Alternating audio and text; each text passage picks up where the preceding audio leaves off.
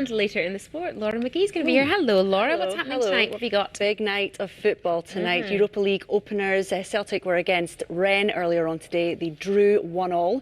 They'll be pretty happy with that, I think, 1 point away from that. Rangers are still in action against Feyenoord. When I last checked, they were 1-0 up, so they'll be hoping to cling on to that. There's probably about 30 minutes left of that game left, so we'll see if they can hold on to that 1-0 win. And as we all know, it's going to be very busy for rugby fans for the next couple of weeks. The Rugby World Cup starts tomorrow. And on that very subject, after a week-long World Cup training camp, the Scotland rugby team have arrived in Tokyo.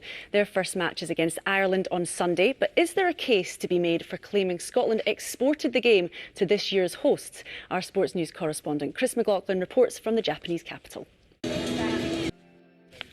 What a fantastic project. Great work. Really good. We like that. Yeah, we do. And we like Laura. Hello. You're here to tell us all about sport. Thank you very much. Thank you very much. Good evening. Well, it's been a huge night for both Rangers and Celtic in the Europa League as they kicked off their group stage campaigns.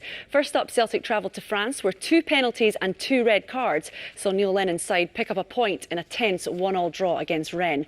Ryan Christie with the second half penalty to level the scoring after the hosts went in front. Let's take a look at some of the highlights. Well, back in Glasgow, Rangers are currently leading 1-0 against Dutch side Feyenoord with just a couple of minutes left to play at Ibrox. The tie comes just a day after the death of former Rangers captain and Dutchman Fernando Ricksen, who died at the age of 43. Tributes were paid throughout the night, with both teams stopping play during the second minute to remember the father of one who passed away following a long battle with motor neuron disease. Now, elsewhere in the Europa League tonight, Manchester United are up currently 1-0 against FC Astana. 17-year-old Mason Greenwood with his goal on his second senior start. As you may have heard earlier on in the programme, the Rugby World Cup kicks off in Japan tomorrow, with Scotland preparing for their opening match against Ireland on Sunday. All 48 matches of the tournament are expected to be sellouts, despite Japan not being a traditional rugby nation. Katie Gornall looks at the rise in popularity of the sport. And just in the last few moments, it finished 1-0 to Rangers against Feyenoord. Now, Europe's Solheim Cup winning captain Katrina Matthews says golf's governing bodies need to do more to combat slow play.